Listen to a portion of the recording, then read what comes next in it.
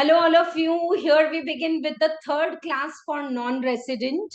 And very important is because there was a gap of 2-3 days, revise what you have done in the first and second class. Okay, right? Some of you have missed second class, but in second class, I took the problem which I feel for upcoming exam is very important. And if it comes exactly same problem and same values, they can ask you like what are the four tests you have to check whether the active business of the foreign company is in India or outside. Okay, that's what we have done in last class. In the first class we decided the residential status, and I remember from my side one query you all have asked and I have not resolved is business connection. I think you all need a repeated explanation for business connection, which surely I will take it in the end of the class. Okay. Right now, today, I'm starting with a simple but very scoring topic for the non-resident, the third part. I told you once again, if you have forgotten non-resident topic, I have divided into 4 parts. The very first lecture is decide residential status of all the SSCs except company. Second class, we have done the residential status of Indian company and foreign company. Today, we are doing presumptive taxation and capital gain for non-resident. From tomorrow, maybe 1 classes, 2 classes, whatever you need, quality good problems that if non-resident is having income in India, how should we pay tax? Ma'am, we did DTAA, no? DTAA is if I'm resident in India, but I have paid tax in Singapore, can I take a tax credit? Answer is yes. But if someone is non-resident, he has come to India, how much income is taxable? How much exemptions or deductions are allowed? And one very important request now, you make me accountable to you all that ma'am आपने बोला था deductions पढ़ाएंगे. I want to take one separate class for the most important deductions. Deductions is a huge topic, and for inter students I take 8 classes. 80C पूरा आराम से पढ़ो, फिर 80D double D आराम से till 80 TTA. But for you all, there are some deductions which are so very important for your DTAA, for your non-resident. So I'll take a separate class for that and I'll give you the PDF also. So I'm saying all this to you all, so all I can be accountable. Ma'am, आपने बोला था, बिल्कुल बोलना after completing the non-resident chapter. Okay, chalo, let us begin now. Right now, I'm taking presumptive taxation. Now listen to me. What do you mean by presumptive taxation? Presumptive taxation is tax which we are calculating on income on some assumed basis. Have we already studied presumptive taxation? Answer is yes. Where? In business head chapter. Can anyone say in the chat box, or you can unmute and say, क्या पढ़े हैं आपने presumptive taxation के बारे में? बोलिए. Excuse me, one second.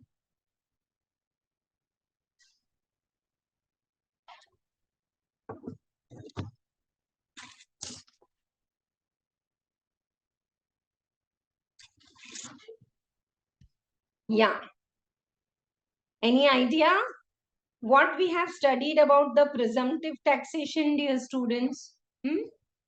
44 AD, 44 AE.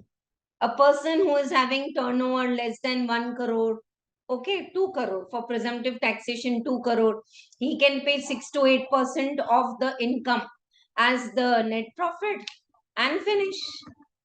Are you getting what I'm saying? So like this, presumptive taxation is also applicable where someone is having transport business and he's having vehicles, okay, less than or up to 10.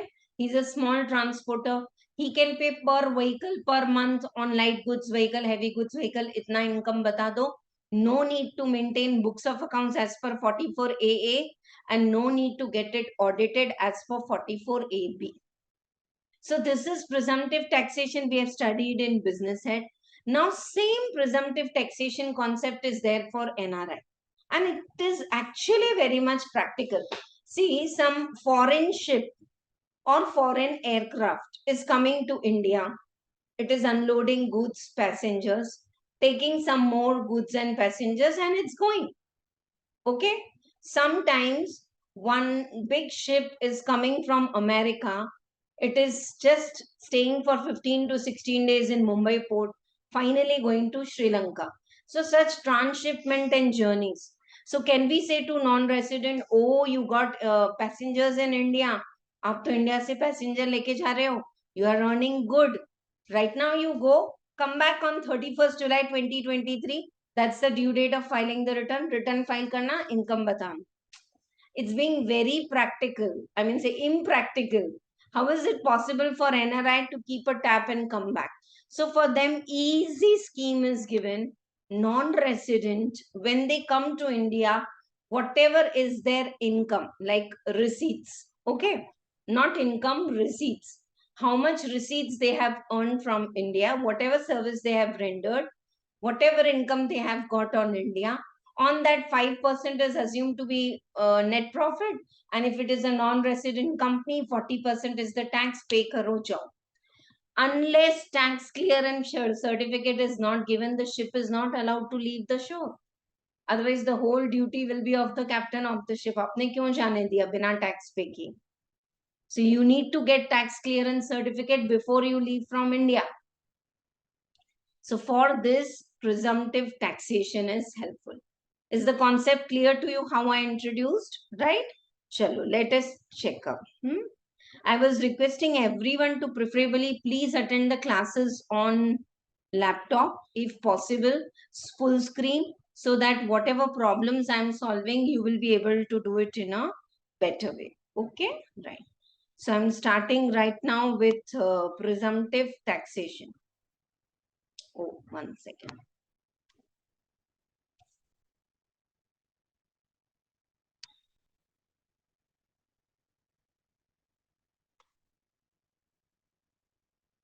Non-resident. 2 parts are already over. This is the third part we are doing. Okay. Yeah, here I begin.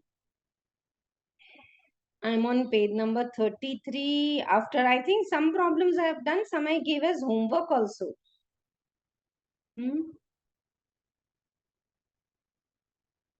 एक बार check करना होगा book में कितने तक हमने problems किए हैं. Anyone remembers which problem I gave as homework? ठीक है, अभी तो presumptive पढ़ते हैं, then reverse I'll go and check. Okay, right. So now presumptive taxation for the non-residents. We know that when you have income from business and profession, you have to maintain books of accounts 44A required. You have to get it audited, and then you have to prepare the P&L account and all. But when this income is received by a non-resident, okay, if non-resident is receiving the income, okay, then what you will do, let us say it is a shipping business. Whatever turnover or gross receipts the shipping company has earned in India, say they have got through India 10 lakh business. On 10 lakh gross receipts, 7.5% is their net profit. ये क्या है आपका net profit. Okay. So on 10 lakh, 7.5% comes to how much? 75,000. Correct hai? Calculation you have to do faster than me.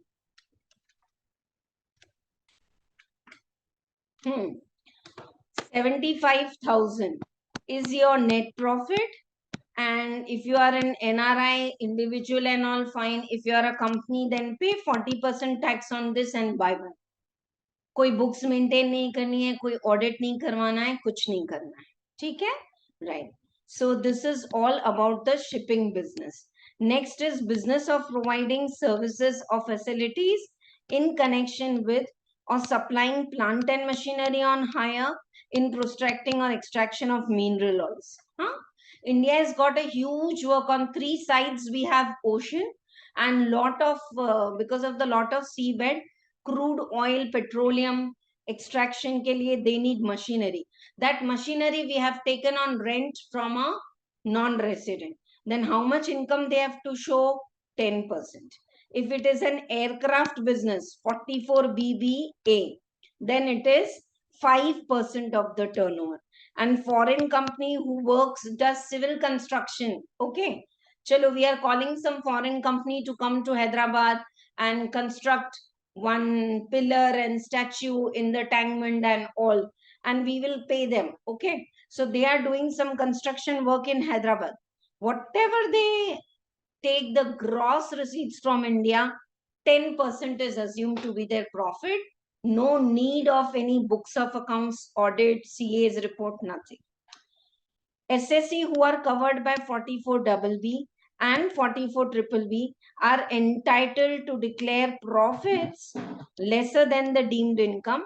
In such cases, they are subject to the provisions of maintenance of books of accounts. समझ में आ रहा है? I am saying to non-resident देखो, plant and machinery rent पे दे रहे हैं या civil construction का बिजनेस है, तो whatever is gross receipt on that, say 10 lakhs is the gross receipts, on that 10%, 1 lakh is your net profit, pay the tax. But the non-resident is saying, sir, इतना मेरा margin ही नहीं है, मेरा margin ही 6% है, why should I pay tax on 10%? My margin is only 6%. Why should I pay tax on 10%? That's the simple question NRI is asking. Yeah. So in that case, 44BB and BBB says, okay, sir, we don't want to argue. Instead of 10%, you want to show a lesser net profit. See, when we are saying कि 100 रुपए आप अगर किसी से ले रहे हो, 90 आपका expenditure है.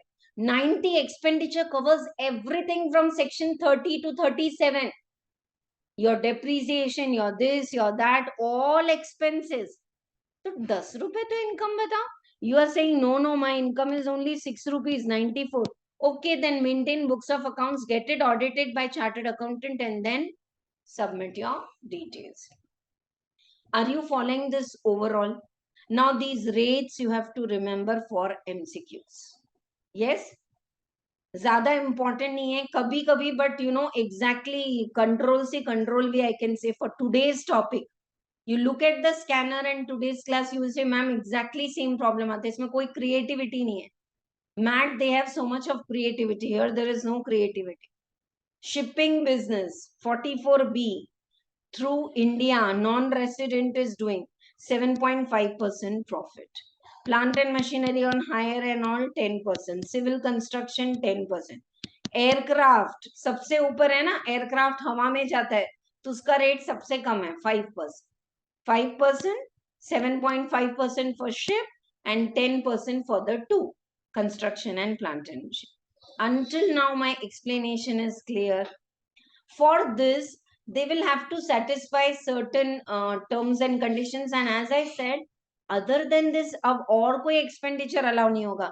मैम, हम आपकी बात मानते हैं, हमारा ना प्लांट एंड मशीनरी रेंटल का बिजनेस है, 90 खर्चा आपने अलाउ किया, 10 इनकम है, अब 10 में से मुझे पार्टनर को सैलरी देनी है, 4 रुपए कमीशन देना है. Is this allowed? No, nothing doing. This is the final profit which non-resident should show and pay tax in India. Like this, there's a concept of capital gain also, 3 to 4 times exactly same problem they have asked in the CMA exam and CA exam. So these are the two things I'm going to take in today's class. Okay?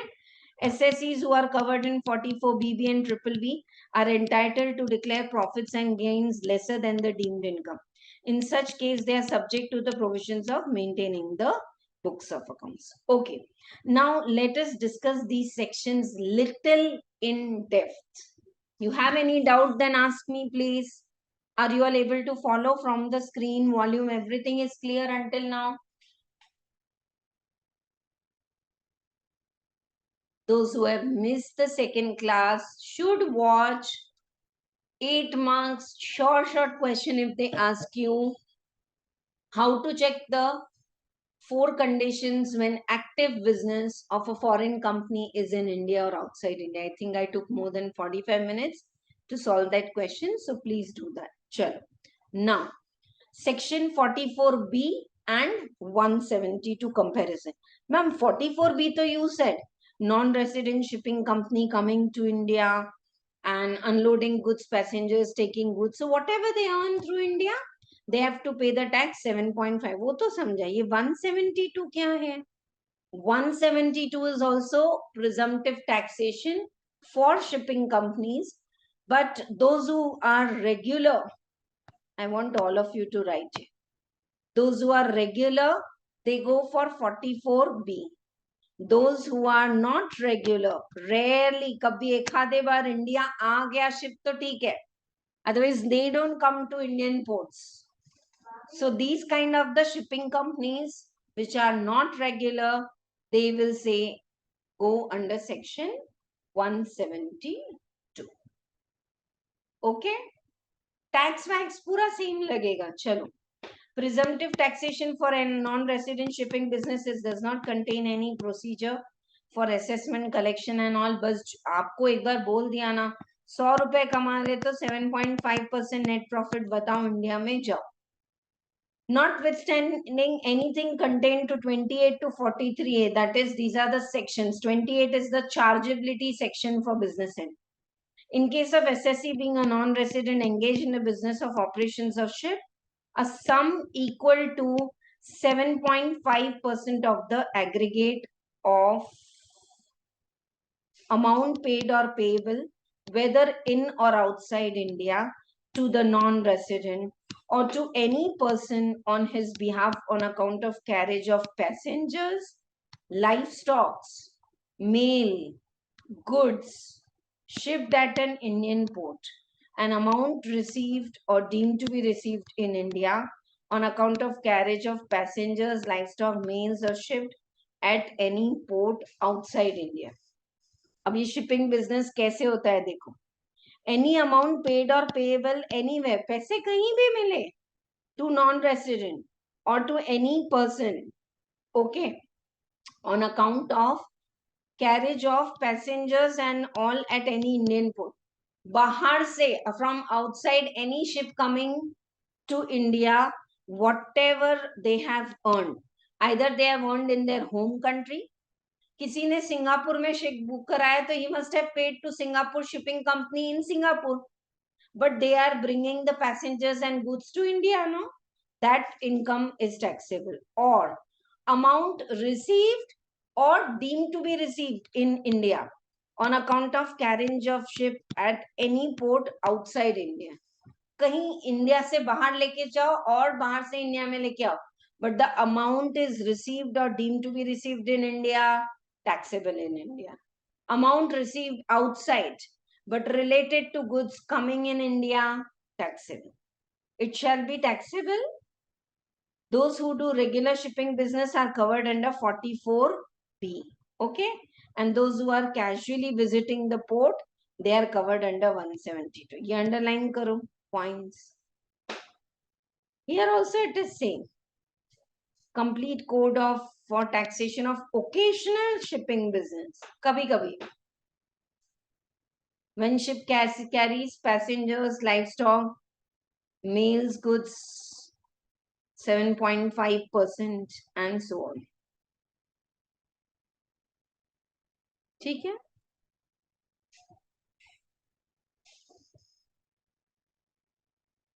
And this amount of receive, shipping company, whatever it receives, it include demurrage charges, जो भी port के charges हैं, or handling charges. So suppose I have received as a shipping non-resident shipping company, my gross receipts are 20 lakhs plus demurrage charges 1 lakh and handling charges. So on 22 lakhs, I have to pay 7.5%. Income earned in shipping business includes demurrage charges and handling charges. Is that clear to all of you? Right? And 172 is kabhi kabar ek baar aate hain. Ma'am, to kuch farak hai? Same tax. They also have to pay 7.5%. Okay? Now from here it is procedural part. I am writing R for reading. बिल्कुल छोड़ने से अच्छा है एक बार just have it in your background. Main crux is over and then we'll solve a problem also. Furnish a return of amount paid to owner. 172 imposes an obligation on the master of the ship to prepare and furnish to AO a return of full amount paid or payable to owner or the charter or any person on account of carriage of all the passengers at any port in India since the last arrival of the ship.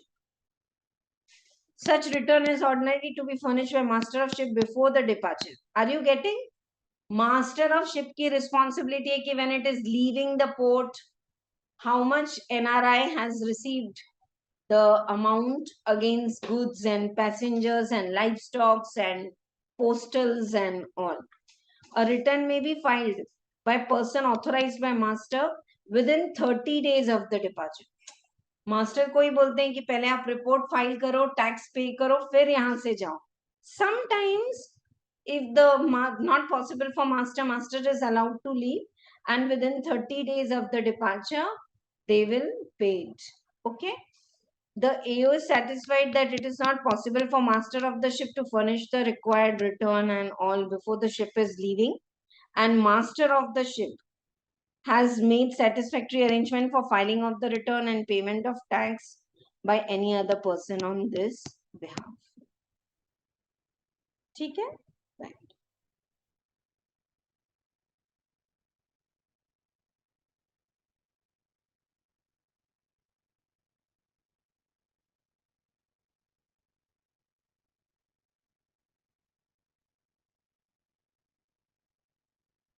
Is the point clear to all of you? Check it, check it. Whenever the ship is leaving the port, they need to pay 7.5% as income, not tax. 7.5% is the profit on the gross receipts, and on that whatever tax. This section provides for summary procedure of assessment on return of return filed by master. The AO has to determine the tax payable. On taxable income, it is 7.5% of the amount paid or payable on account of carriage of passengers to the owner or charter.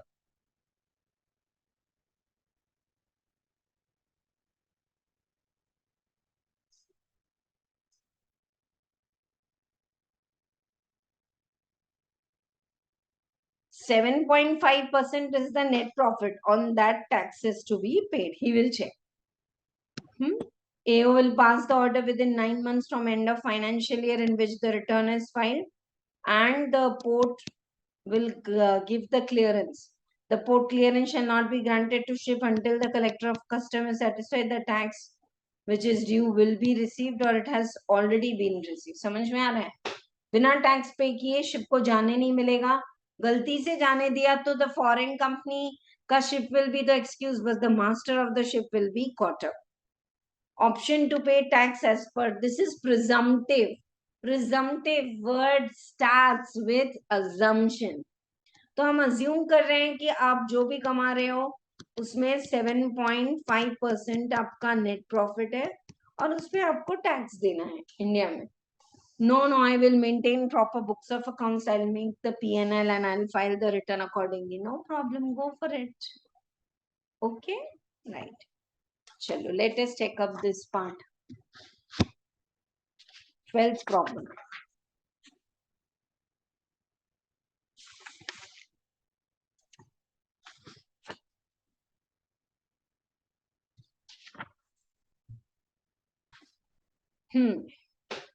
Seaport Shipping Line, a non-resident foreign company, is engaged in the business of carriage of goods shipped at Mumbai port. During previous year, it has collected freight of 100 lakhs, demurrage charges 20 lakhs, handling charges 10 lakhs. So foreign company जो भी India में receipts मिल रहा है, freight मिल रहा है, in that you have to add the demurrage charges and handling. So this is coming to 130 lakhs. Expenses are given as 110 lakh. Expenses से कोई मतलब नहीं है. They are saying कि 10% is your income and 90% expenses allowed. Right? Not 10, 7.5%. Non-resident shipping company, 92.5% expenditure is allowed. So if they have received 130 lakhs into 7.5%, 9.75.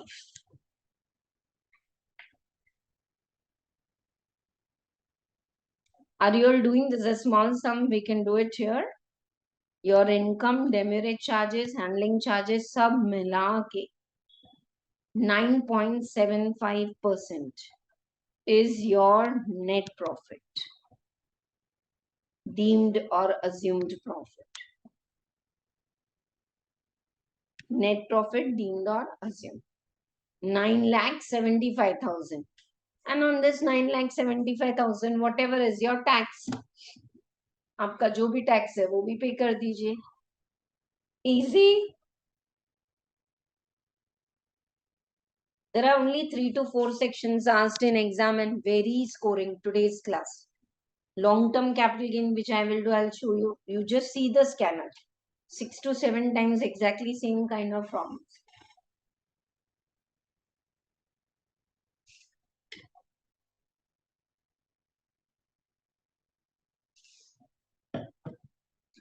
Non-resident shipping company, whatever they earn through India, very important is this income might not be received in India.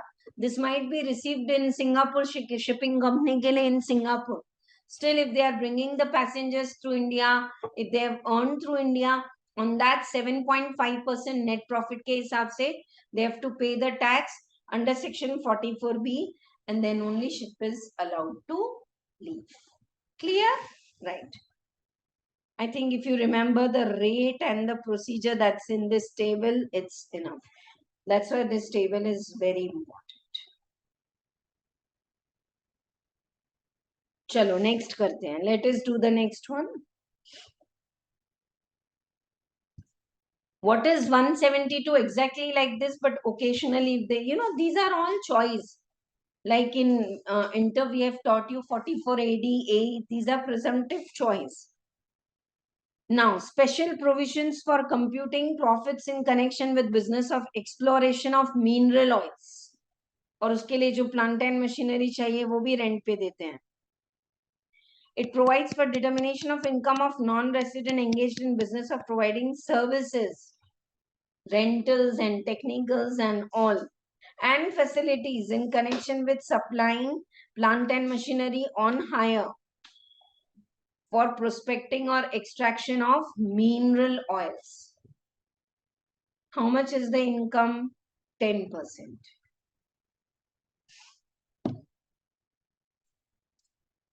Income is 10%.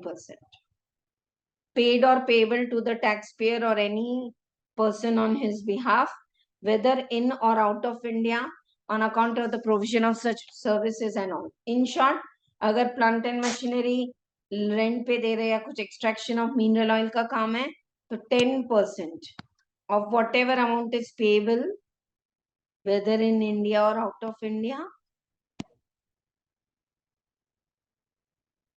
or received or deemed to be received in India, kitna? 10%. If you want to show lower profit, maintain the books of accounts, get it audited, and you can show lower profit. So for plant and machinery extraction, it is 10%. तो साथ में पहले 10% वाला ही करते हैं. 44B we have done now.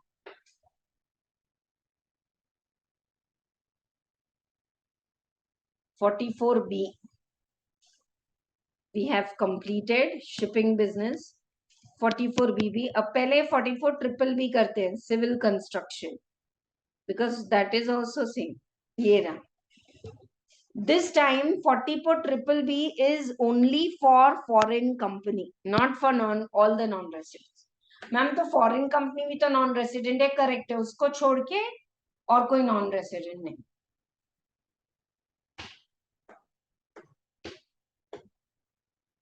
Foreign company who is engaged in the business of civil construction or business or erection of plant and machinery, testing or commissioning thereof, in a turnkey projects and all, then 10%. Shipping का business है तो कितना है? 7.5%. Plant and machinery on rent 10%, and this also 10%. Okay, 44BBB. If you want, you can show lower profit, get your books of audited and all. Now the most important ones which comes repeatedly, that is this one. Because ये हवा में है ना, सबसे ऊपर, इसका rate सबसे कम है. 5% is the rate, dear students, for this. हाँ, ये देखो. Special provisions for computing profits and gains and business of aircraft in case of non-resident. 44 BBA. Okay, 44 BBA. It's a this is a law term. I don't know how you pronounce, but this means notwithstanding anything contained anywhere else. ये किसी की बात नहीं सुनेंगे. According to section 28 to 43 are not applicable.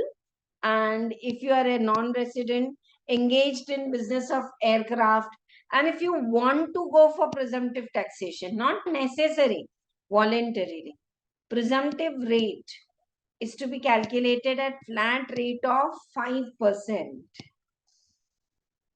Amount paid or payable in or out of India to taxpayer or to any person on account or carriage of passengers livestock in India. Bahar say if the aircraft is coming to India, whether you are paid or payable in India or Singapore Airlines, kahin pe bhi rehne do. Amount received or deemed to be received in India but on behalf of taxpayer on account of passengers from any place outside India.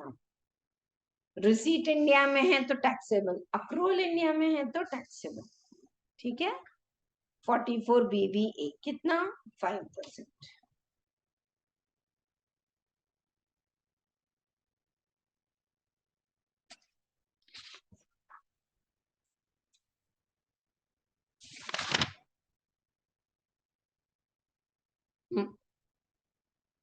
This problem is little confusing but very nice. Mark it important. They can ask you these kind of questions. Whatever amount is paid or payable, language पे ध्यान दो. To any person in India. Amount किधर भी pay करो, in India or out of India. लेकिन your shipping business or your aircraft services कहाँ दे रहे हैं? India में. Or amount is received or deemed to be received in India. Followed? Line. Mr. Raja, a non-resident operator. Did you all mark this problem important? Yeah? 13th and 14th, and then just we will check and we'll go to the capital gain. That simple these topics are. Mr. Raja, a non-resident, operates an aircraft between Singapore. He received the following amount. Okay. While carrying on business or operations of aircraft. 2 crore. So let us read this problem once again. Raja, a non-resident, operates an aircraft between Singapore and Hyderabad. He receives following amounts while carrying on business of operation. 2 crores he receives in India on account of passengers from Hyderabad. Hyderabad से Dubai जा रहे हैं passengers, पर उसके 2 crore कहाँ मिले हैं? Received in India. 1 crore received in India on account of carrying of goods from Hyderabad or passengers or livestock or mail, सब चलता है. 3 crore he receives in India on account of carriage of goods from Singapore. Singapore से लेके आए हैं India में.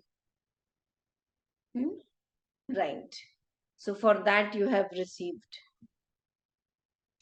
Next is 1 crore you have received in Singapore on account of carriage of passengers from Hyderabad. अभी तो बाहर you were receiving the amount, but you were getting the passengers in Hyderabad. अभी last वाला क्या है? You are receiving the amount in Singapore on account of carriage of goods from Hyderabad. Hyderabad से Singapore, Singapore से Hyderabad, received due, all will be taxable. 7 crores. What will be the income for the aircraft? As I said, aircraft हवा में है, income का rate सबसे कम है, and that is on 7 crores. It is 5 lakhs, 5%. Sorry, 7 crore is 700 lakhs. If we do in lakhs into 5%, that is equal to 35 lakhs. Will be the net profit for the shipping company. लिखो, कुछ doubt है तो पूछो.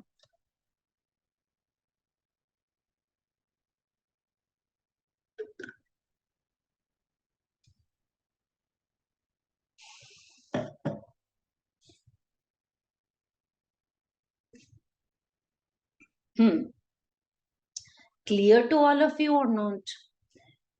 If you have paid anywhere in the world, but that is for business in India, or you have received in India, but you are sending the passengers from Hyderabad to outskirts, then also it is taxable in India.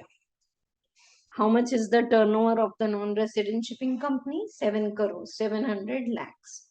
Uska 5% is the net profit. Total expenditure incurred by Raja for this purpose is 6.75 of no use. Compute the income of Raja.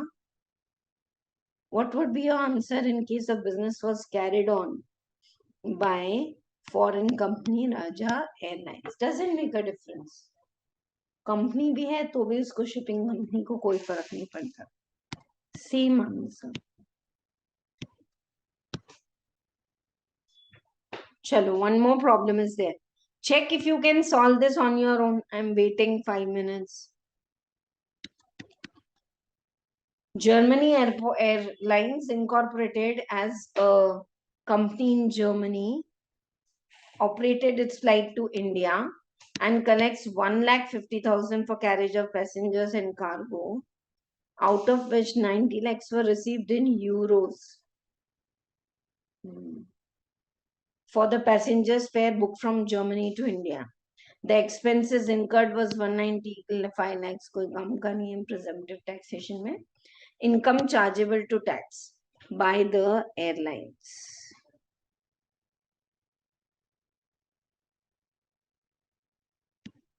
How much they have collected in India? 150 lakhs.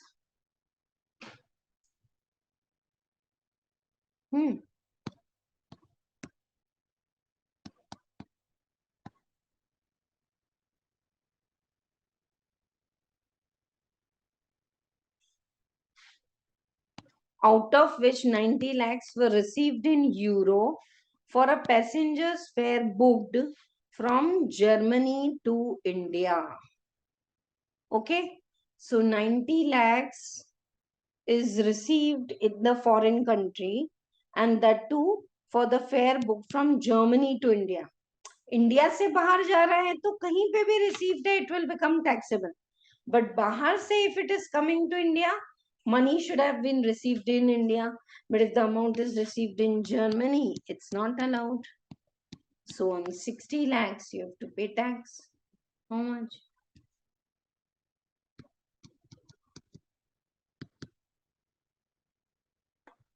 3 lakhs. Take your time. Are you all following or not this one?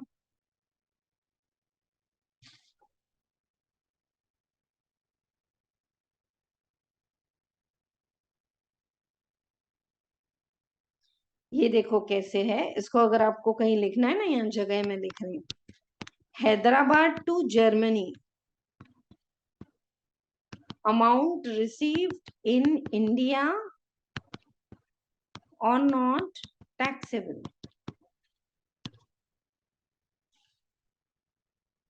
Hyderabad से Germany जा रहे, India से बाहर, तो amount received in India है or not, it is taxable. But when you are coming from Germany to Hyderabad, आप reverse आ रहे हैं, जर्मनी से हैदराबाद आ रहे हैं. Okay, right. Then amount received in India will only be taxable. You are a non-resident. You are sending your aircraft from Germany to Hyderabad and you are receiving the income in Germany. वो income से हमको क्या लेना देना? 90 lakhs. Germany to Hyderabad, amount received in India तो taxable. यहाँ पे तो क्या हो गया? 90 lakhs. This is like Germany to India only, and 90 lakhs are received in their country in euros. You don't have to pay tax on that income.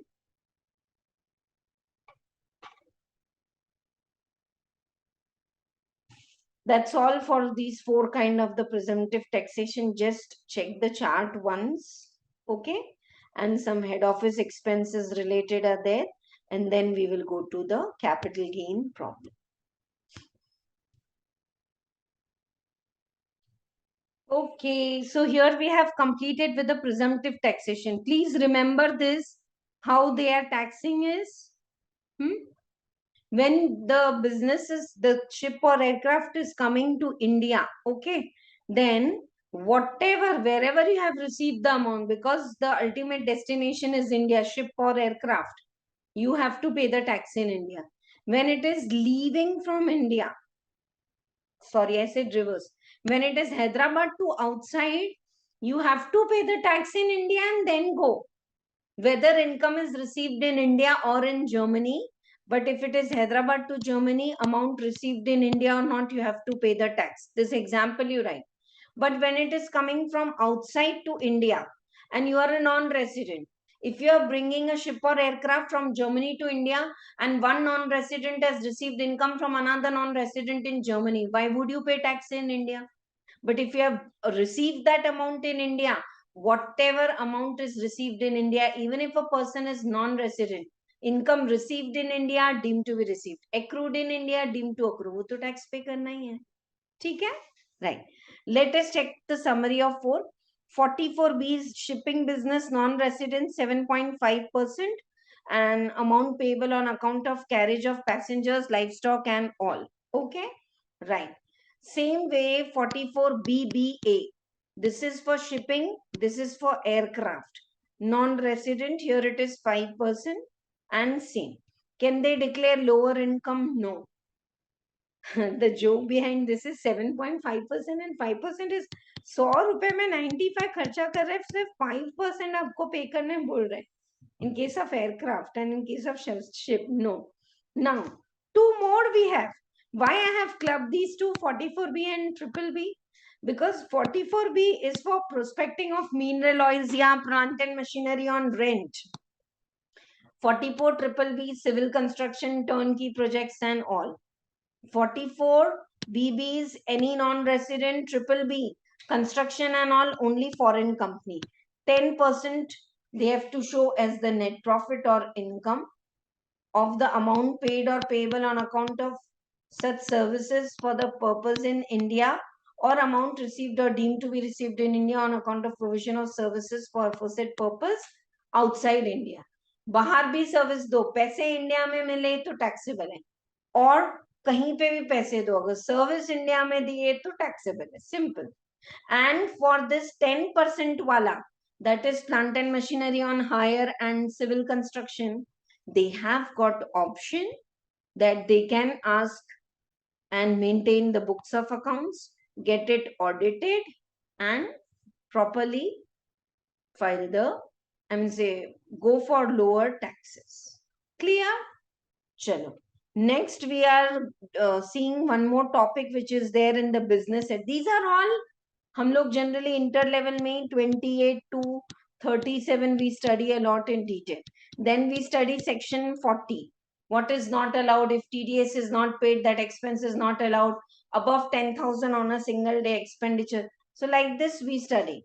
These are all presumptive taxation. These are the last sections of business head. Now, what is 44C? You know, so many times the non-residents have to bear the head office expenses. Head office एक बस add दे रहे हैं और जिसमें सब branches के नाम है, तो head office is doing the expenditure and then it is getting the reimbursement from all the branches. So what is the upper limit of this expense allowed?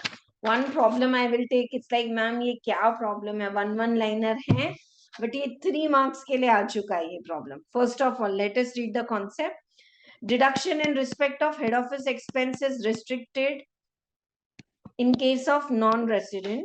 An amount equal to 5% of the adjusted total income, or in case of loss, 5% of the average adjusted total income of the preceding years. Okay.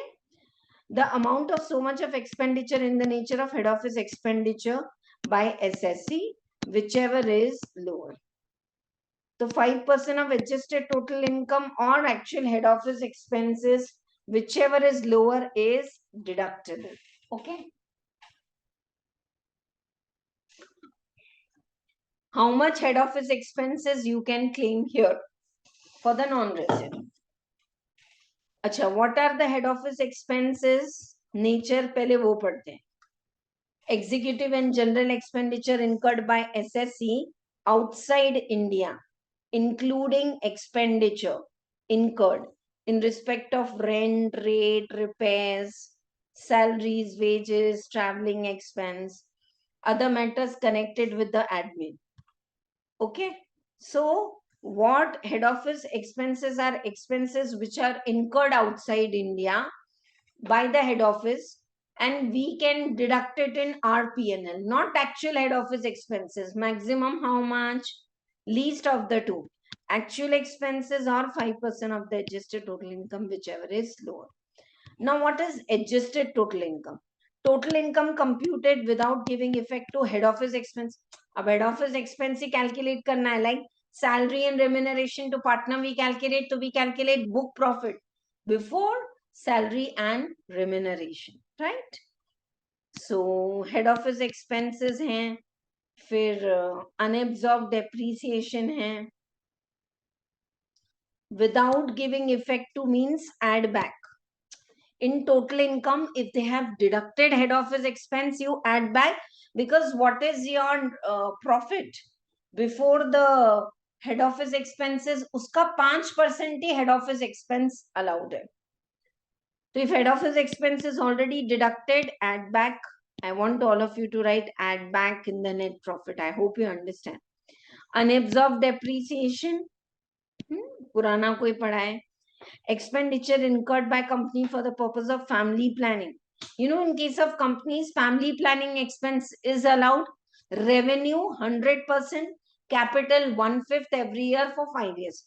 तो अगर आपने कुछ debit किया है तो add back कर दो. Business losses, if you have claimed. Speculative losses, if you have deducted, add. Loss under the head capital gain, अगर कुछ है आपने किया यहाँ deduct तो add back करो. Loss from certain specified sources brought forward, deductions under chapter 6A, ATC to ATU. So in case if you have given total income, you know total income में PPF का deduction ले लिया है, तो पहले आ जाओ. Adjusted total income is in total income. If you have debited all this, add back. Now where adjusted total income is loss, तो loss का 5% कैसे allow करेंगे? Head office expense not possible. Then the above shall be computed at the rate of 5% of the average adjusted total income. An average you have to take of last 3 years or 2 years and so on.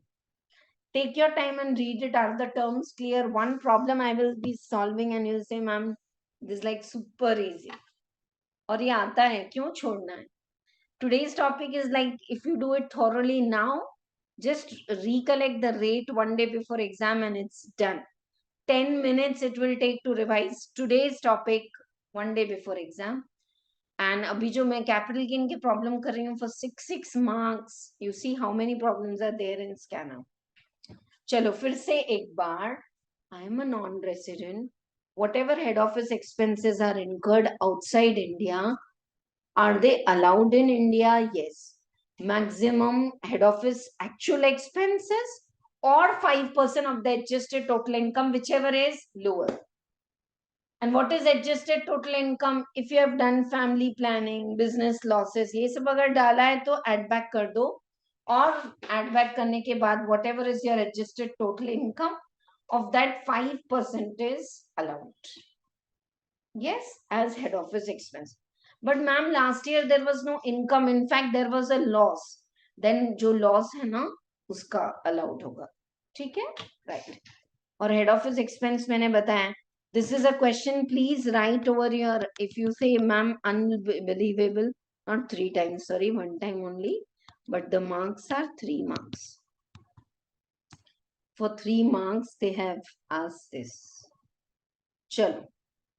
Net result of the business carried on by branch of a foreign company. Foreign company की Indian branch. I hope you are getting it. बहुत practical है.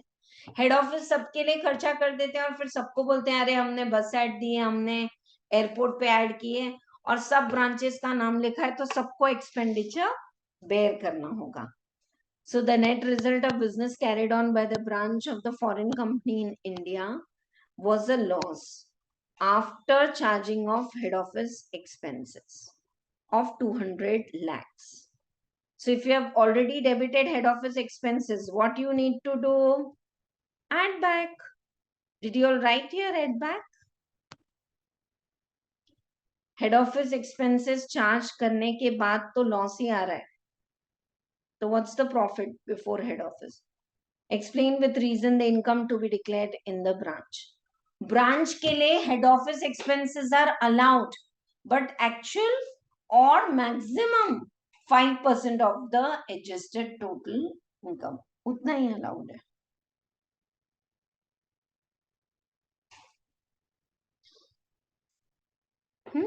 So 200 lakhs is the head office expense. After charging that, there is a loss.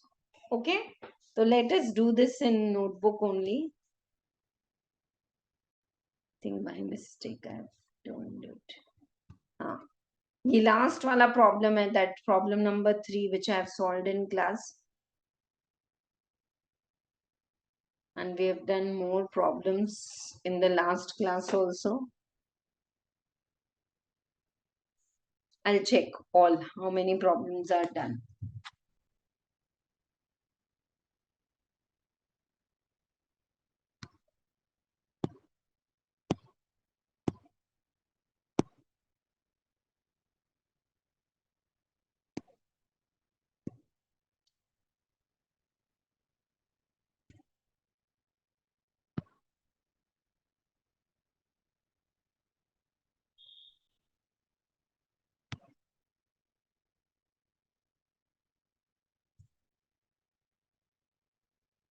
Yeah, let us do. It's a very small problem. Problem number 15.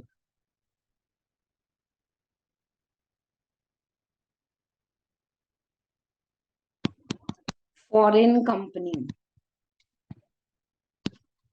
Indian branch,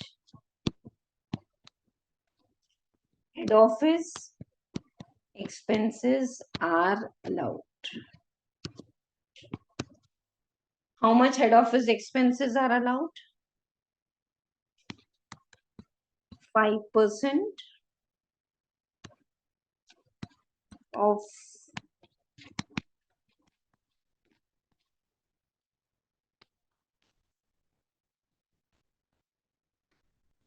adjusted total income, leave one line, or actual head office expenses. तो पहले तो what is adjusted total income?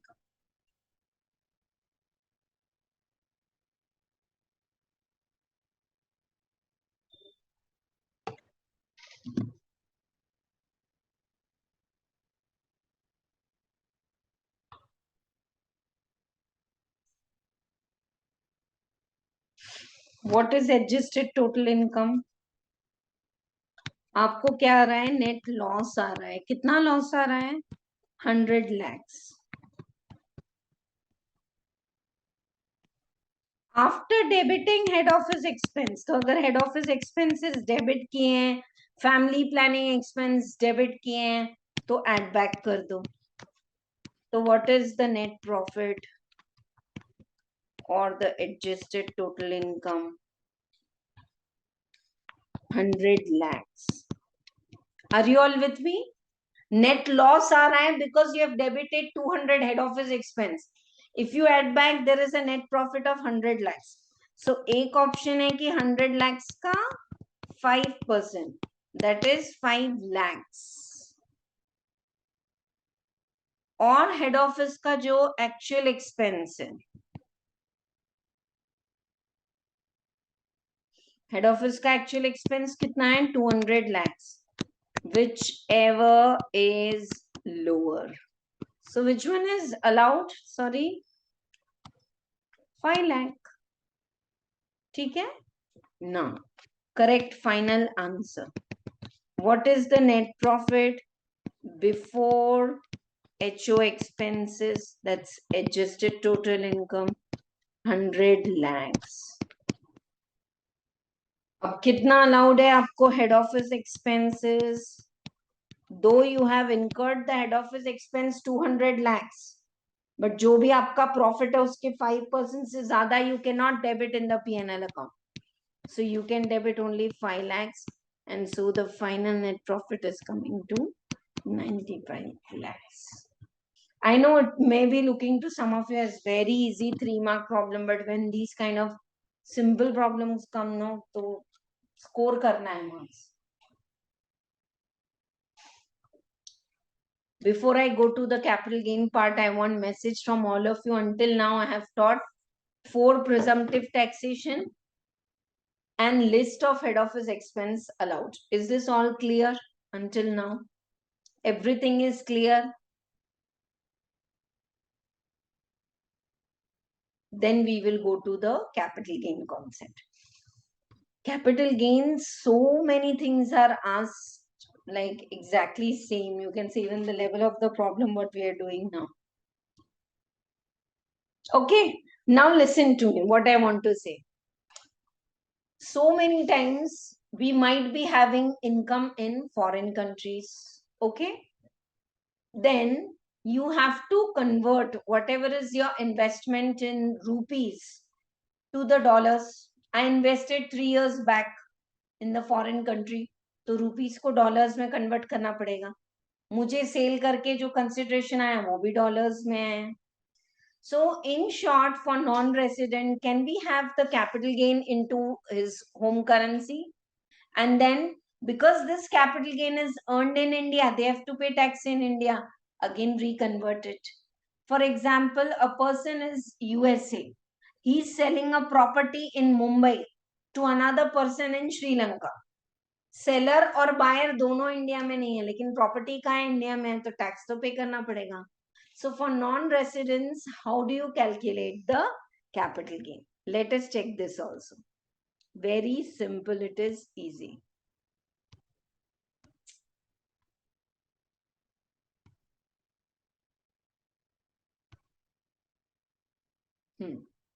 Sure. Special provisions that are royalty, I'll take it little later. I'm doing this. Mark this topic as very, very important. Either 6 marks question or 1 MCQ will surely come ki kaun sa rate kab lenge karke. Okay, so practical topic will solve the problem. Capital gain on transfer of shares, debentures by non-resident. First proviso to section 48 and rule 111A. This is applicable to non-resident. Not being a non-resident covered under 115 AC and AD, other cases. बाकी सबके लिए capital gain के लिए mandatory है. Capital asset, whether long term or short term, being shares or debentures of Indian company acquired in foreign currency. Non-resident ने foreign currency में India में shares और debentures खरीदे और फिर sale की, तो obviously for them the tax capital gain will also come in foreign currency, but they have to pay tax in rupees because they have earned through India. This investment is in India. So when there is a long term or short term, being shares or debentures of Indian company acquired by utilizing the foreign currency. This provision shall also be applicable in respect of capital gain arising on account of transfer of shares and debentures of Indian company acquired through reinvestment. Asset may be short term or long term. The above provision is not applicable to units of UTI. Only it is applicable to shares and debentures. Now, capital gain, how will you compute? Cost of acquisition, expenditure on transfer and sale consideration shall be converted into same foreign currency as was initially utilized. पहले जब आपने India में invest किए as an NRI, तो you must have purchased in dollars and you must have sold in dollars, but you will get the capital gain in dollars. that dollars ka capital gain you have to reconvert in rupees because you have to pay tax in India. तो अब देखो कैसे. Capital gain on transfer of the above assets shall be computed as under. Your cost of acquisition and expenditure on transfer and sale shall be reconverted in foreign currency as was initially utilized in the purchase of shares. Capital gain shall be reconverted into Indian currency. Indexation का कोई benefit नहीं मिलेगा. This method is mandatory, compulsory है, and capital gain shall be derived as under. देखो, sale consideration, okay, is for NRI in his home country. वहां से पैसे invest किए डॉलर्स में, फिर इंडिया में पैसे कैसे इन्वेस्ट किए, रुपीज हो गया. तो इंडिया से जो सेल कंसिडरेशन गया वो तो रुपीज में गया. So sale consideration is in Indian currency converted into foreign currency. कौन सा रेट लेंगे? So first of all you have to take the currency rate given by RBI और SBI, not foreign exchange dealers association का rate. And you know, every day you have a buying rate, a selling rate, and an average rate. So, jo sale consideration NRI has earned in India in rupees. You all know or not? Capital gain sale consideration minus the cost of acquisition is the long-term capital gain. So, at average rate on the date of transfer. समझ में आ रहा है आपको? Sale consideration जो rupees में है उसको dollars में करना है at average rate of the date of transfer. Expenditure, transfer से रिलेटेड एक्सपेंडिचर अगर कुछ हुए हैं तो transfer in Indian currency and converted into foreign currency at average exchange rate on the date of transfer. जिस दिन ट्रांसफर हुआ है related expense on same rate you will take irrespective that actual transfer related expenses must be on some other day. ट्रांसफर के 10 दिन पहले we have given the paper ad, 15 days पहले we have paid the, not that. So sale consideration convert at the average rate on the date of transfer, expenditure on the average rate on the date of the transfer, cost of acquisition on the average exchange rate on the date of acquisition, and now you will get capital gain obviously in dollars, yens and all. So that is coming into dollars obviously. So capital gain so calculated will be converted into Indian rupees. ठीक है? And जब when you are converting it to Indian rupees, capital gain के लिए you have to take the buying rate on the date of transfer. जिस दिन transfer हुआ है उस दिन का average rate, expenses average rate of the date of transfer, cost average rate of date of acquisition, and now when you are getting capital gain in dollars, convert it into rupees with the purchase rate. Okay, on the date of you have transferred but किसी और ने तो खरीदा होगा ना, तो उस दिन का जो buying rate है वो लेना है. Are you all following? Average rate is buying and selling rate divided by 2, and buying rate you have to take because whatever capital gain you got it in dollars. So buying rate on the date of transfer they will give.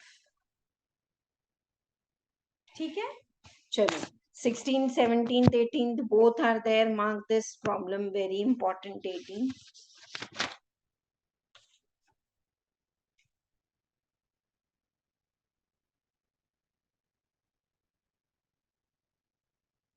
Sixteenth is and 17th are exactly same. 16th एक homework करके आना है.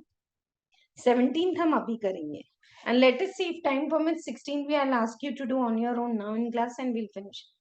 X is a non-resident who has acquired 10,000 shares in A Limited. NRI ने Indian company में shares लिए for 1 lakh. So the day he invested, he has to convert the dollars into rupees. When? On 15 July 2022.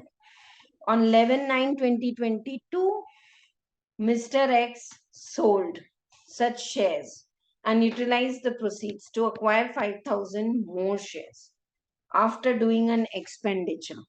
So what is the date of sale? 11 September. Date of expenditure is same. अगर कोई और भी रहता तो भी we would take the date of transfer and expenditure के लिए also same.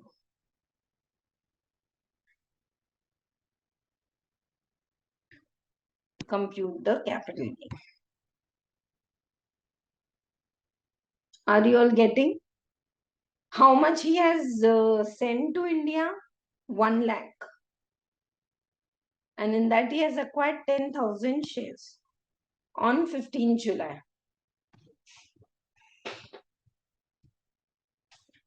Cost के लिए क्या लेना है? Average rate of acquisition. Sale के लिए क्या लेना है? Average rate of transfer. Expenses के लिए क्या लेना है? Average rate of transfer. फिर तो capital gain आ गया. And then buying rate. Capital gain will be converted again into dollars for the buying rate.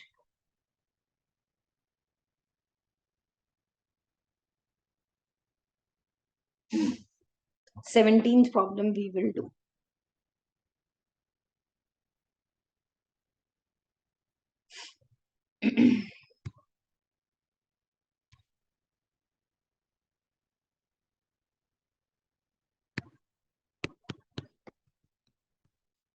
Problem number 17th we are doing. Concept of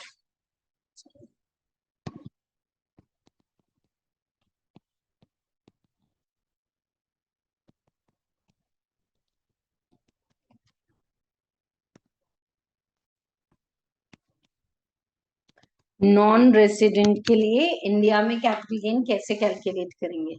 तो conversion rates, because we want to by heart the conversion rates, I want all of you to write them once. Sale consideration.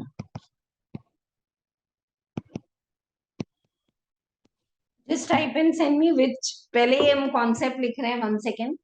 आप लिखो sale consideration को कौन सा rate लेंगे?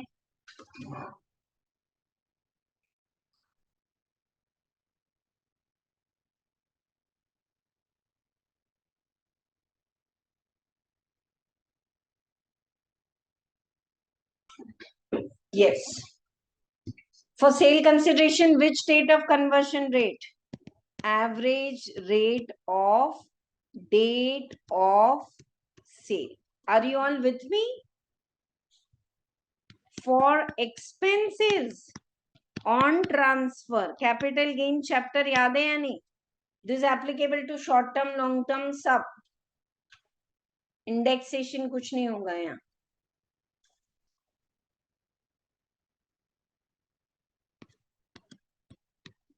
Average rate of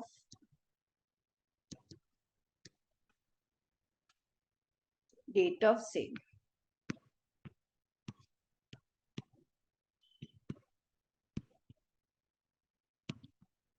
Net sale consideration में कुछ भी नहीं लेना है. Cost of acquisition. Average rate of date of acquisition. जो भी आपका डेट ऑफ एक्विजिशन है उस दिन का जो एवरेज रेट है वो ले लीजिए, तो आपको मिल जाएगा लॉन्ग टर्म कैपिटल गेन. अब लॉन्ग टर्म कैपिटल गेन में क्या लेना है आपको? You got the long term capital gain in rupees. Sorry why rupees? Rupees में तो they have invested. We'll get it in dollars. Now convert by taking the buying rate.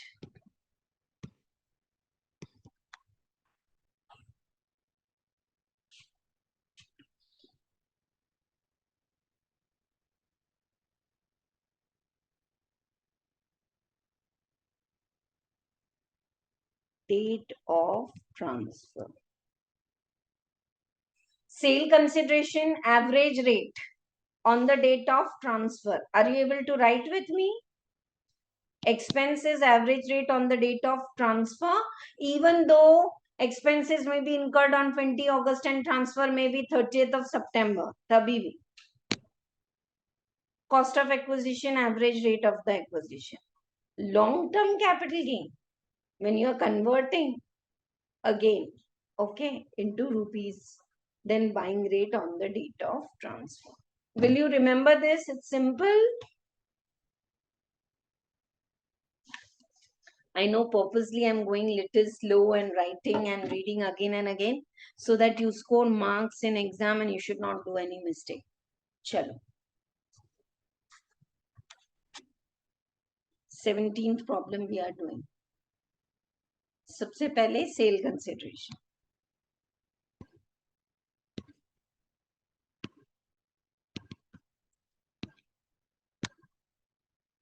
Sale consideration. So 17th problem, 10,000 shares are sold for 225.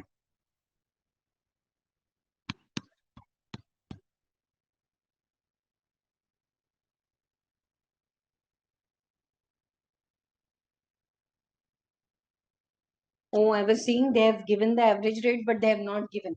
Then you have to calculate what is the buying rate and selling rate, average rate. The sale consideration. Okay. 1 second. Huh? I'll read this problem and you all check with me. Simple है, but figures लेते हुए आना चाहिए. आपका cell कब हुआ है?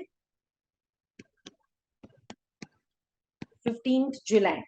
So you have to take the average. Yes. Are you all with me? Average.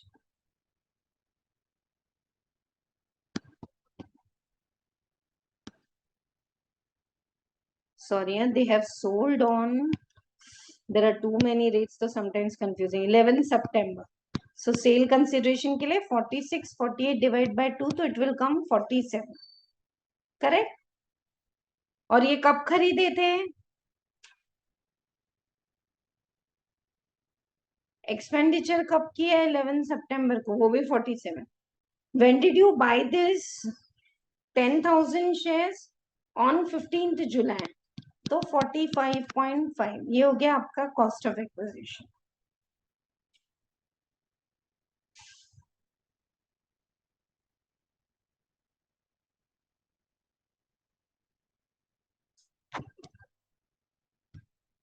Average rate they have not given, you have to work out. So sale consideration of 10,000. They sold on 11 September and on that date the average rate is 46 plus 48 divided by 2. So that is coming to, not multiply, average rate on date of sale is $47.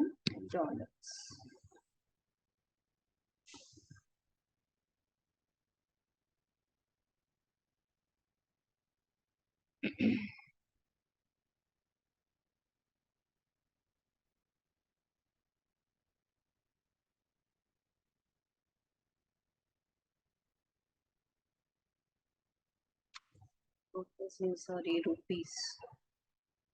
I am doing that mistake today.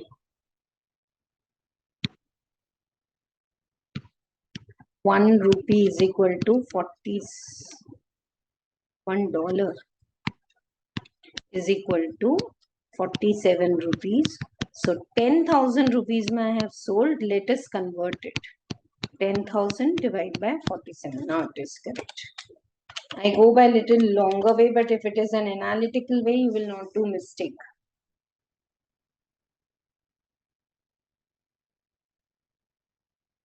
Correct है? 10,000 तो number था, मुझे amount चाहिए. Sorry, 1 lakh. कितने में खरीदे थे? 1 लाख में. Rupees. $1 is 47 rupees. That's the sale consideration ka average rate. So 1 lakh rupees is how many dollars? You have to convert it. 1 lakh divided by 47. It is coming to 2127. 2127.66. Now less expenses. Expenses दिए हैं आपको 25,000. That's the same.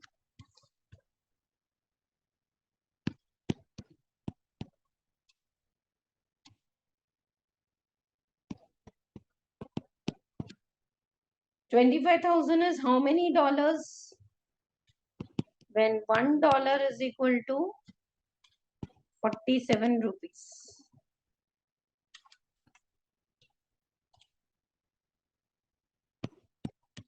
$531.91. अच्छे से करना है आपको पूरा capital gain. What is the net sale consideration? थोड़ा कैलकुलेशन है, but the problem is very easy and repeatedly same questions are asked. 2127.66 minus 531.91. 1595.7.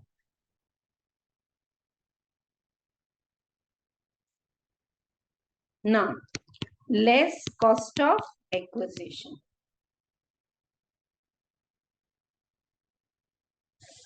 Why I'm doing this mistake today? The sale consideration. Are you all reading? Dipti ma'am is doing wrong. The rates and all we have taken correct, but we have sold the shares in 2,25,000 and we have acquired it in 1 lakh. So by mistake I took for sale consideration. You have to take ये change करो figure आपका. कितने में cell किया? 2,25,000 में. So $1 is equal to 47 rupees. So 2,25,000 is how many dollars? So 2,25,000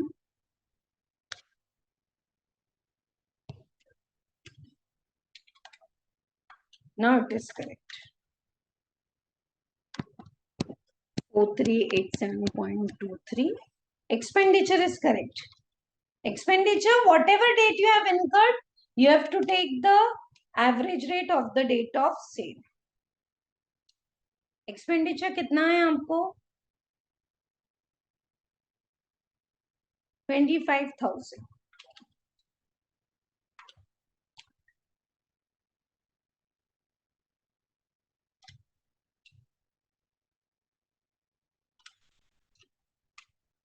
Is it tricky or easy? I did silly mistake. I took wrong figures. Because you know decimals are not my friends. और यहाँ पे तो dollars और सब है. तो आपको 2 point तक तो you'll have to do the decimals correctly. What's net sale consideration? Are you all getting it correct? One second. Why is it coming different? देखो average rate तो हमने correct लिया. Date of consideration 2,25,000 divided by 47. So 4787. Okay. 0.23. Thank you so much. Change it. Those who have copied from the screen. Kusumpriya and others, what happened? You were saying the answer before me. Chat box में डालते हैं, आज नहीं डाल रहे सब लोग. इसीलिए लैपटॉप से करो, so you all can take part in the chat. Dipti ma'am is teaching the concept books, but I can do silly mistake. Especially I am making decimals my best friend. बनते ही नहीं है ये best friend. चलो, net sale consideration आ गया. अब cost of acquisition कितना है? You have acquired it in 1 lakh. Okay, so you have acquired it in 1 lakh and cost of acquisition के लिए when did you buy it? 15th July. हाँ, average rate on date of purchase. जिस दिन आपने खरीदे थे average rate कितना था? 45 plus 46 divided by 2, 45.5 rupees. $1 is equal to 45.5 rupees. So आपने तो 1 lakh के खरीद लिए थे. कितना होगा? But this time all is between like July 20 to September. तो ये सब short term ही है. How much you all are getting? 2197.80.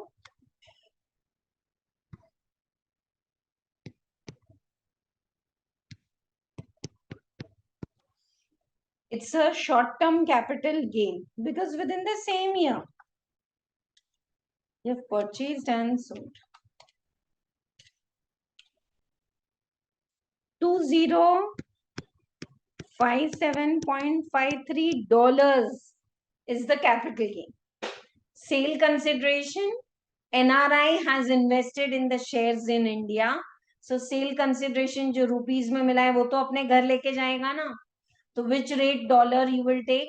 Average rate on the date of transfer.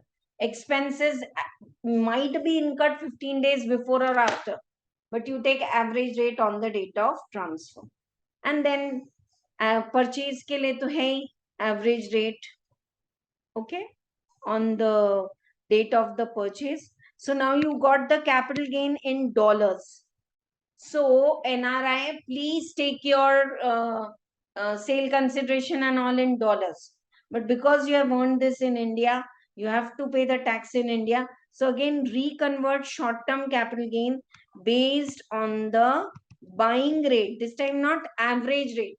Buying rate of date of transfer. देखो जिस दिन transfer किया था, transfer date क्या था, वापस देखो 11 September. On that, what is the buying rate? 46. So can you reconvert the sale consideration in rupees? Short-term capital gain in rupees. Can we do that? $1 is equal to 46 rupees. So $2057.53. Kitna? Ma'am, this is the feedback from students. You know, there's a topic in accounts called as branch accounting. And you have related some IFRS also. तो ma'am ये conversion के rates तो याद होते हैं, लेकिन कब divide करना है, कब मल्टीप्लाई करना है, मुझे नहीं मालूम.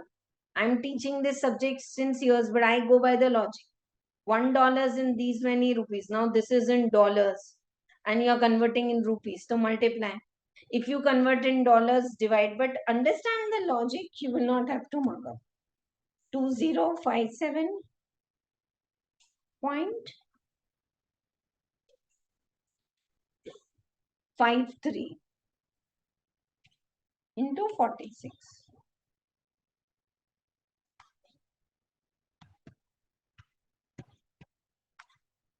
94,646 is the capital gain in rupees, and NRI should pay tax.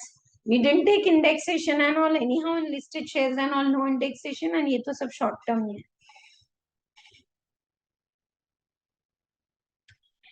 It's very easy, but this requires little practice, I feel.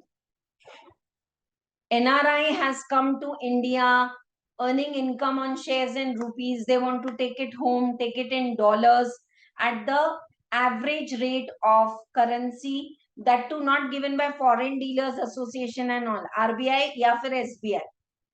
So average rate on the date of sale. Transfer, average rate on the date of sale.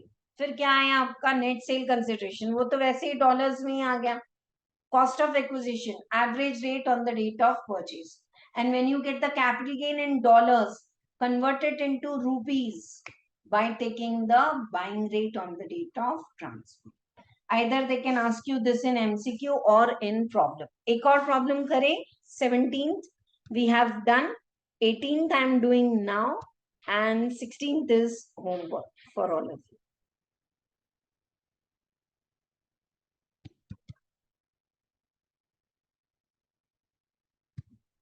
What happened? Screen sharing. Yeah. ये देखो 16th exactly same है, ये आपको घर से करके आना है. Check the 16th problem. Surely you will do as homework and share with me the final answer for 16th one. 18th I am doing it now because it has got two options. Okay. Mr. Ajay, a non-resident, remits US dollars 40,000 to India on 16 September 2008. The amount is partly invested in 3rd October for purchasing 10,000 equity shares at 12. Okay, right. So 10,000 equity shares khareed at 12. Your investment is not 40,000 pura, maybe उसमें से थोड़े पैसे. Non-resident to yes, send the money, 40,000 US dollars. But how much you have purchased? 10,000 equity shares at 12. So for cost of acquisition, you will take 3/10 rate. These shares are sold at 48 on 30th of March. So 38, ये 1 second. कब खरीदे? 3rd October. This you will have to take for the cost of acquisition. Cost of acquisition के लिए ये date लेंगे. Though yes, send the money on 16 September and 16 September currency rates are given to confuse you. When did you buy? 3rd October. तो उस दिन का average rate. Sale कब की है आपने? On 30th of March. तो sale consideration, transfer, सबका. Okay? Fair market value of the share, please make it, change it to 2018. For this, I might have to revise the concept of inter because this is 2 options. But अभी तो ये date change कर लो. और इसको अभी हम use नहीं करेंगे. The TT buying rate and selling rate of SBI are given. Okay. So those shares have not been sold through a recognized stock exchange. अगर recognized stock exchange नहीं है, listed नहीं है, तो इसको ignore करो.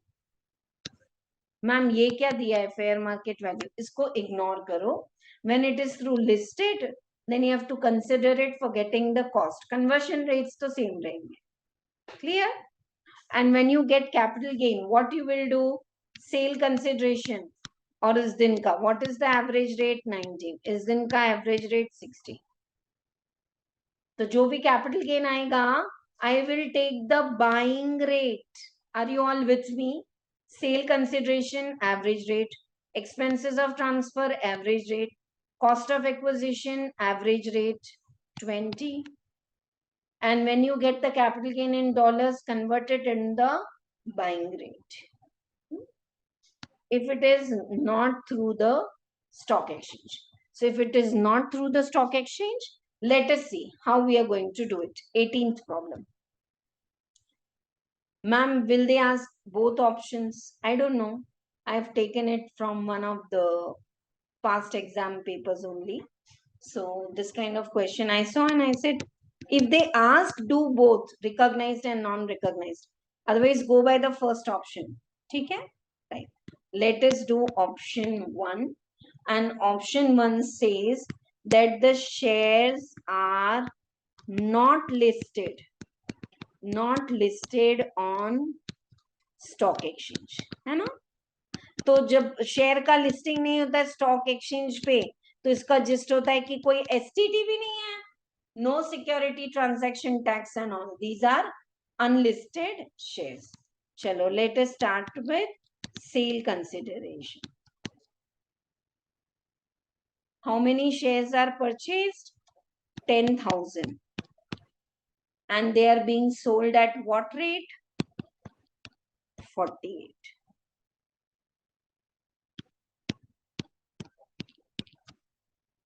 4,80,000. And when they are sold, 30. Is your one hand on the textbook and are you able to pick up the figures? I can't again and again turn on screen. Any student is having any doubt, please ask me. So my sale consideration is 4,80,000 and I'm going little fast now. On the date of sale, what is the average rate I have to take? 60. Okay. 60 rupees is equal to $1. So 4,80,000 is how much? You have to divide. When you are converting the rupees into the dollars, you have to divide. But if you don't buttify this, then also it will be very clear. 8,000. Sale consideration. Less expenses hai kya this time?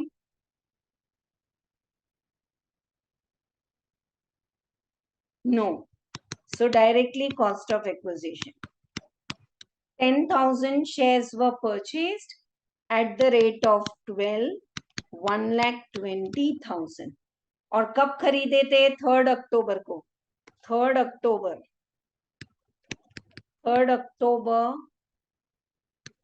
2008 average rate was how much 20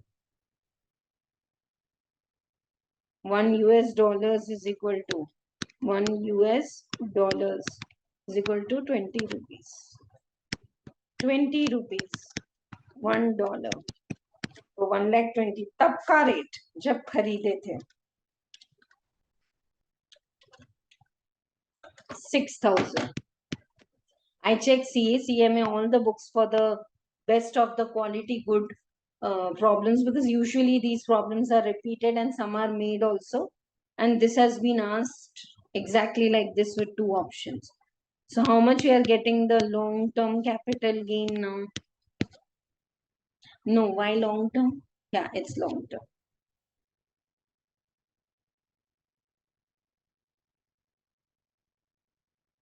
$2,000 dollars. Now convert it into rupees.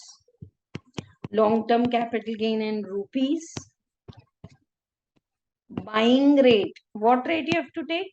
Buying rate on date of sale. Transfer. जिस दिन cell किया उस दिन buying का rate कितना है 15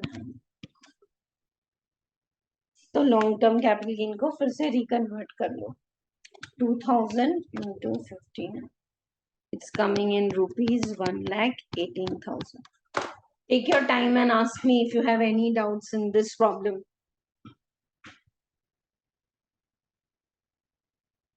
पूछो अगर कोई डाउट है तो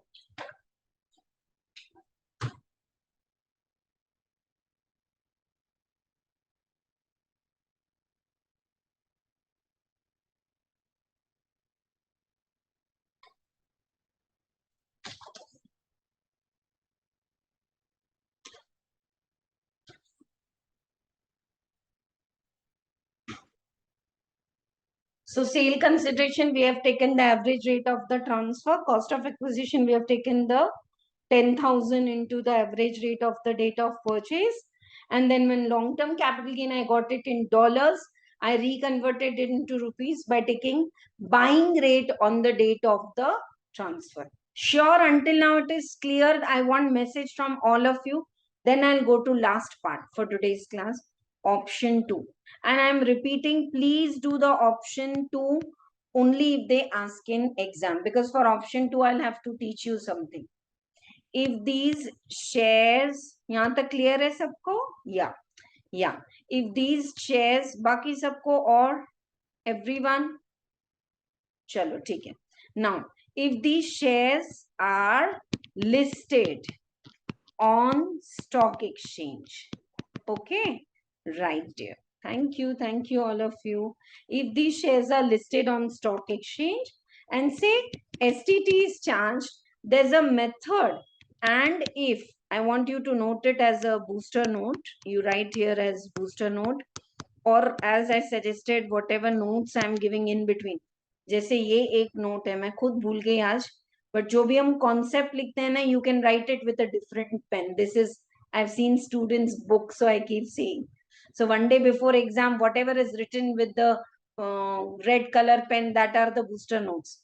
जैसे आपको business trust के लिए एक flow chart दिया था, MAT के लिए left and right points.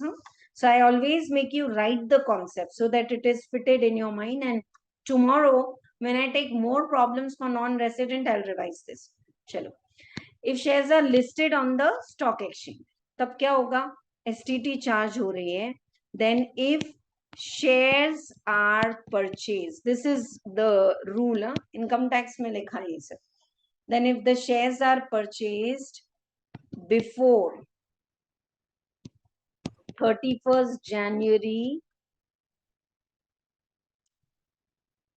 2018, तो फिर कॉस्ट कैसे डिसाइड करना है? Then once you get the cost, you take the average rate of exchange on the date of purchase. There's no change in the currency conversion rates which I taught you here. ये जो हमने note पढ़ा, कोई फर्क नहीं है, लेकिन if these shares are listed, one second,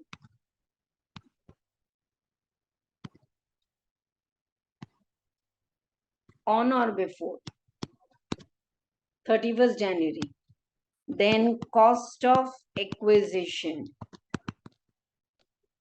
is computed as follows. Ma'am कब ये मेथड एग्जाम में यूज करना है? If the NRI has purchased listed shares on stock exchange, STT is paid, and these shares are acquired before 31st January 2018. Okay? तो फिर आपको क्या करना है? अगर listed shares हैं, तो you have to follow this method for determining the cost of the acquisition. First, it is fair market value on date of sale.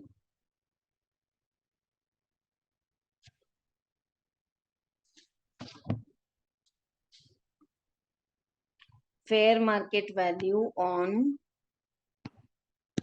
31st Jan 2018 or sale consideration, whichever is lower. Some students say, ma'am इसके बिना भी ये chapter का ये part हो गया ना, हो गया, बट क्यों छोड़ना है? Fair market value of the 31st Jan or the sale consideration, whichever is lower. So what is the fair market value on 31st Jan? 10,000 shares into 35. And that is 3,50,000. Or sale consideration. 10,000 shares, you have sold it at 48. 4,80,000.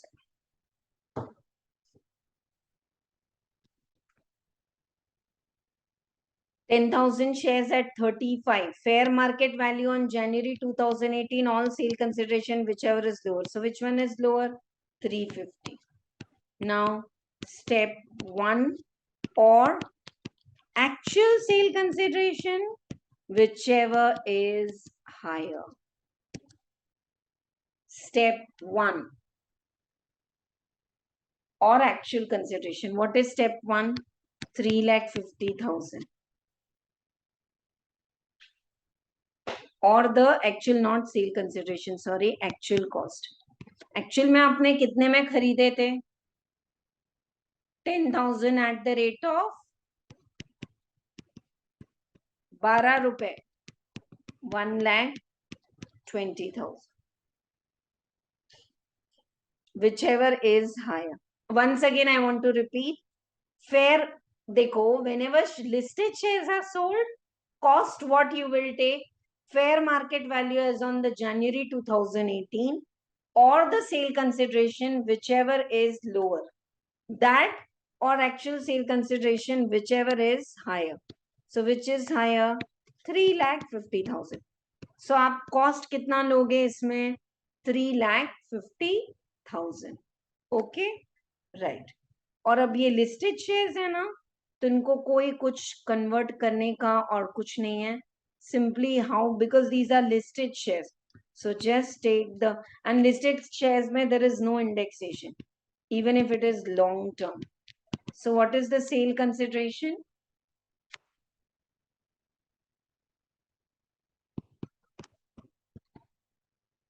$10,000 shares.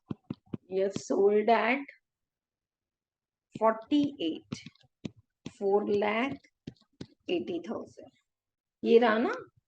January 18 का cost of sale consideration, whichever is high, that or sorry, whichever is low, that or actual cost, whichever is high.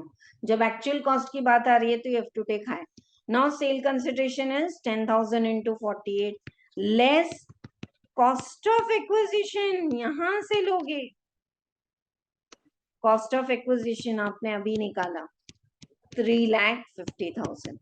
So 1,30,000 is coming to long-term capital gain, and these are listed shares.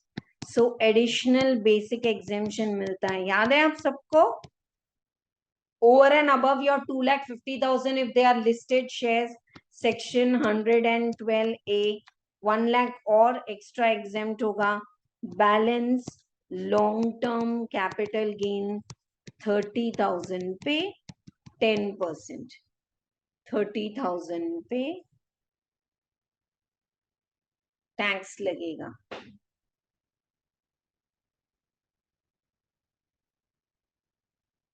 10%. That is 3,000 will be the long term capital.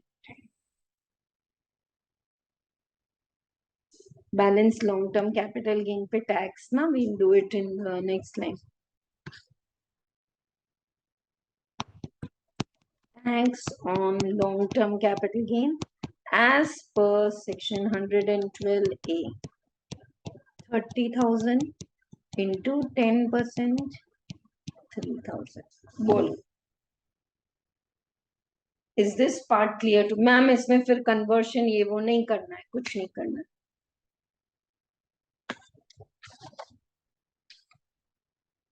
That's why I'm going slow. आज का class छोटा है but थोड़ा technical है. Or I had decided to take some non-resident problems. Tomorrow can we start 15 minutes earlier? I want to take main problems, but then first class का homework भी अभी तक pending है, तो we should check all that also, no? I need little extra time because I'm making you write booster notes and all, तो बहुत ज़्यादा time लग रहा है. Just out of the way, one thing, yesterday I went for passport, so I kept holiday because we don't know how much time we'll take. So if you take a morning slot, it was surprising. We went inside at 8:45 and came out at 10:10. Within 1.5 hours, it was done because we got token numbers 1 and 2. So early morning, it's just a suggestion if anyone is going. Yeah, what is the doubt? Ma'am, what about 1 lakh additional basic? Additional basic exemption मिलता है ना? We see, इसके अलावा भी this Mr. Ajay must be having other income. I'll just solve one problem for all of you. Suppose Mr. Ajay is having long-term capital gain 5 lakh. ये इसके लिए वापस से please check lecture number 1. If your views are over, tell me, I will make it 5 hours. वो lecture 1 देखते रहो और views की जरूरत नहीं है. That first lecture is uploaded in YouTube also, day 1 करके, because उसमें repeatedly with so much of emphasis. Ajay is having only long-term capital gain. Will he get basic exemption? 2.5. How much it is? This is just an example. Now problem is over. 2.5 lakh. उसका balance long-term capital gain. Additional basic exemption is given 1 lakh if the shares are listed under section 112A and it's a long-term capital gain. So over and above 2,50,000 उसको और 1 lakh मिलेगा. And if Ajay is NRI, he will not get additional basic exemption of 3 lakh and 5 lakh, है ना? चलो, तो now balance आपका जो long term capital gain है वो कितना आ रहा है? 1.5 lakhs. और उस पे टैक्स कितना आ रहा है? 10%. So 1,50,000 पे 15,000. Now is your doubt clear? Ma'am, you took only additional basic exemption. Other तो कुछ और भी उसकी इनकम होगी ना. We are just calculating the tax on capital gain. No need to do conversion and all that if they are listed. But if they are listed, this is a juggling. Fair market value or sale consideration, whichever is lower. That or actual cost, whichever is higher. That's going to be your cost. Ma'am, indexation, no indexation. यहाँ पे ये भी note लिखो. If shares are listed on stock exchange, then on long-term capital gain, no indexation. कोई indexation नहीं होता. If shares are listed on stock exchange, then on long-term capital gain, no indexation. Sure, will you revise today's classwork with very small but conceptually beautiful problems? Huh?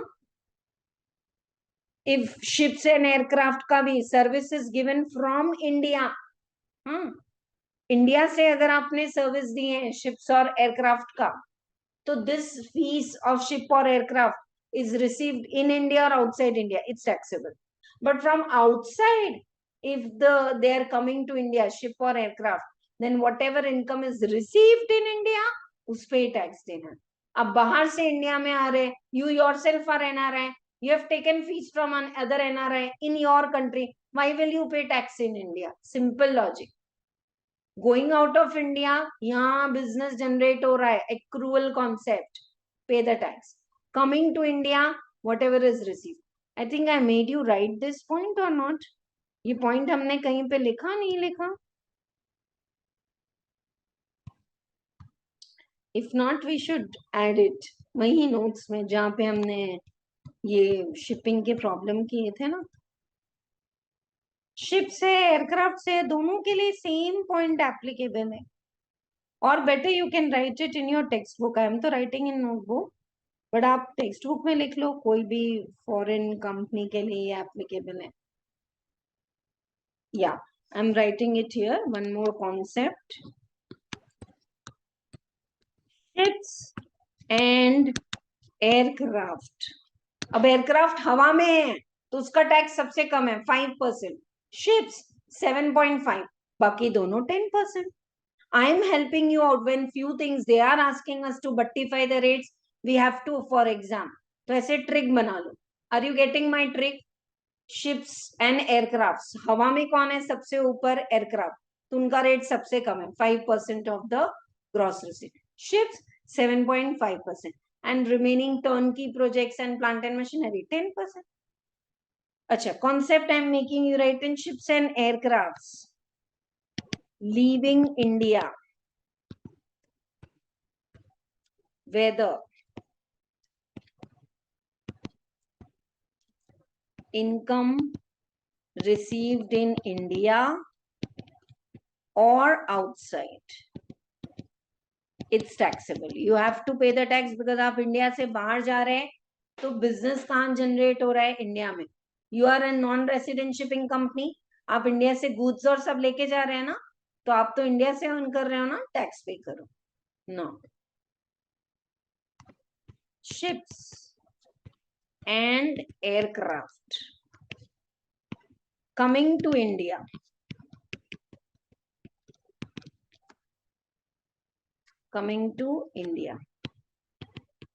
if income received in India, then taxable. If income बाहर से India में आ रहे हैं and income is received in their home country, outside India, not taxable. Is my booster note clear to all of you? I'm just suggesting inter में तो I give them separate notebook for booster notes. But here immediately after booster notes, we are doing the concepts. So better way out is कि booster notes को एक अलग pen से वहीं पे लिखो, साथ साथ में ही लिखो. ठीक है? Right.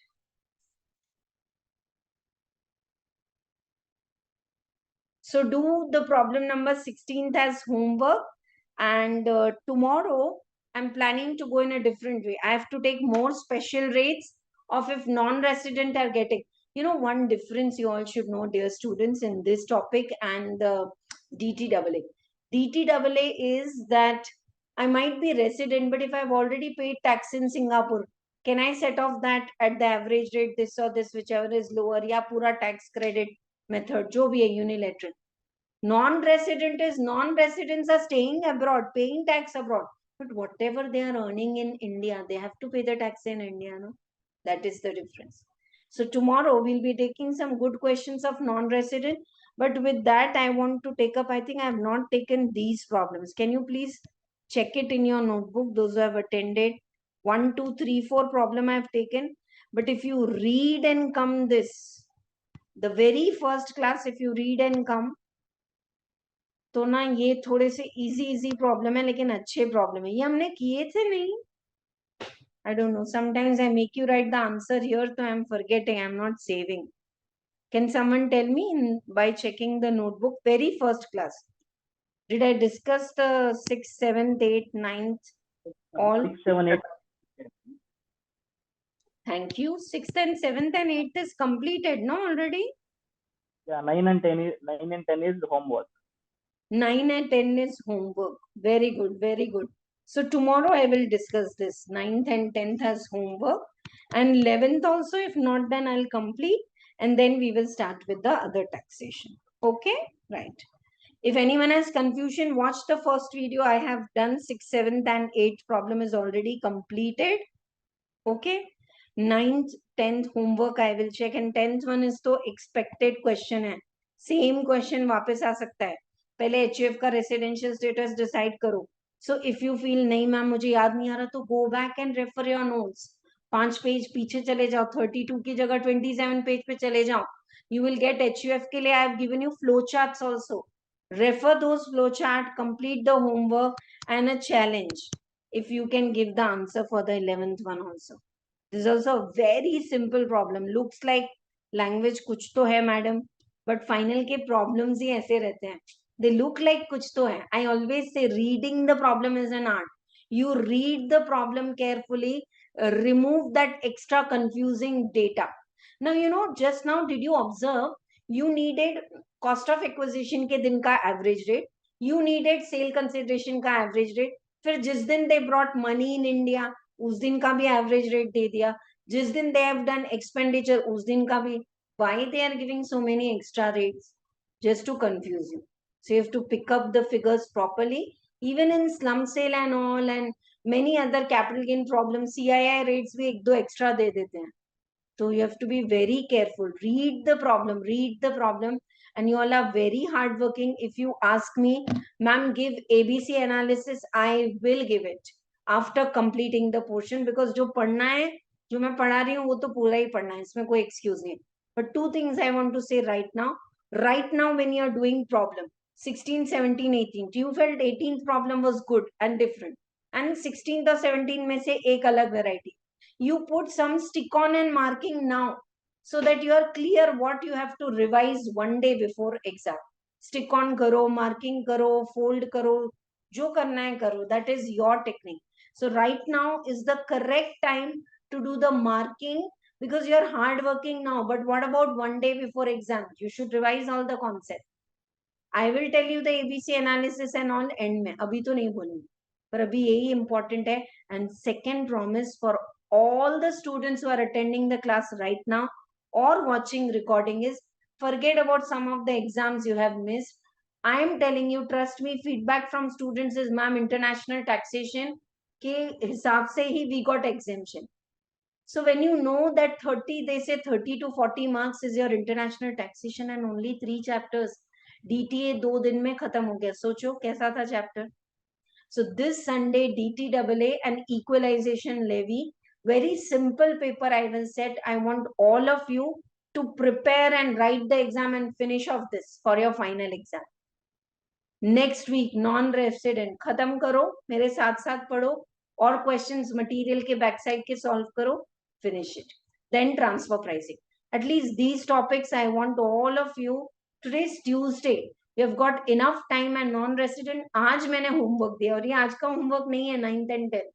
I just said I'll discuss it tomorrow. One homework or all the 3 homework. It will not take more than 15 minutes. So after this, stop and DTAA prepare karo and write the exam. Okay, that's all for today's class. Sorry, we exceeded 10 minutes and let us all start. Today also I was discussing with all of you in the beginning that how is your preparation, where you need help. Because so many times in online classes we are not able to see our faces. नहीं तो सब student के face पे एक अच्छी screen चलती है. हाँ, even if it is 60-70, for sure, by God's grace, I can say which problem, which students need writing practice, which students need to understand the concept, who is understanding and digesting the concept, but speed is not there, calculation they are not doing, I can tell you. So if you need some kind of help, log in on time. Don't miss out on the instructions what we are giving. ठीक है? 11:20 tomorrow to check all the homework. 11:30 regular class will start. Thank you. Bye-bye, all of you. Thank you. Thank you. Thank you.